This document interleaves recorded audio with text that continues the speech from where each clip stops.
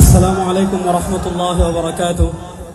আসলে আমার আসতে দেরি হয়ে গিয়েছে ফ্লাইট বিপর্যয়ের কারণে, এজন্য আমি ক্ষমা চাচ্ছি।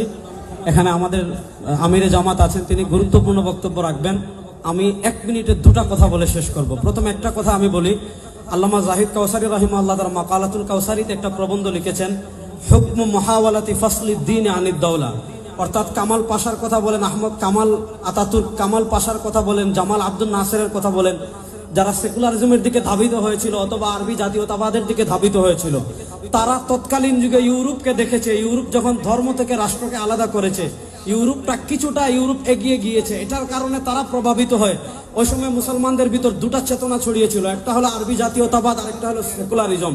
আল্লামা কাউসারি রাহিমাহুল্লাহ তার মাকালাতুল কাউসারিতে সুস্পষ্ট ভাষায় লিখেছেন যে রাষ্ট্র কখনো ধর্ম থেকে আলাদা হতে পারে না। হুকমু মুহাওয়ালাতি ফাসলিদ দ্বীন আনিদ দাওলা। রাষ্ট্র থেকে ধর্মকে আলাদা করা এটা সেকুলারিজম চিন্তা। এমন চিন্তা কোনো মুসলমান ভূখণ্ডে কোনো মুসলমান যদি লালন করে, তার ঈমান থাকবে না। আমি শুধু আপনাদেরকে একটা কথা বলি, 52 বছর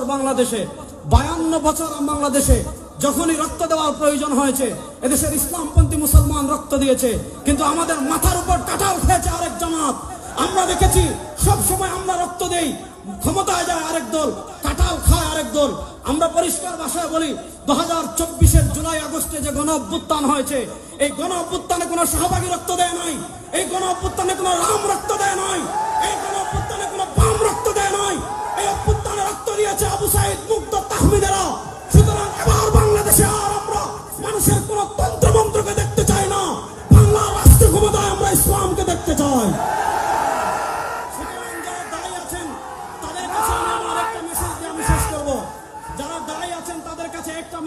আমার বক্তব্য শেষ করছি। আমাদের ভিতর আকীদাগত ইখতিলাফ থাকতে পারে, আছে, কিয়ামত পর্যন্ত থাকবে। মাযহাবগত ইখতিলাফ আছে, থাকবে, কিন্তু বাংলাদেশের রাষ্ট্র ক্ষমতায় ইসলাম যা, এ ব্যাপারে আমাদের ভিতর কোনো ইখতিলাফ আছে? বলেন, এ ব্যাপারে আমাদের ভিতর কোনো ইখতিলাফ আছে?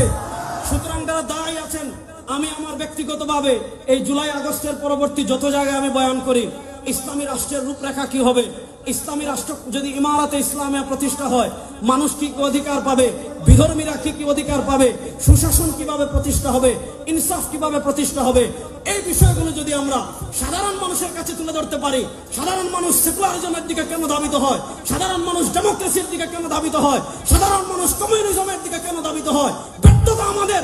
আমরা ইসলামের সৌন্দর্য এখনো তুলে ধরতে পারি নাই।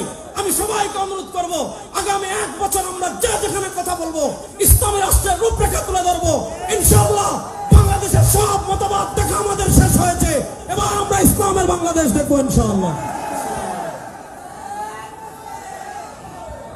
আলহামদুলিল্লাহ।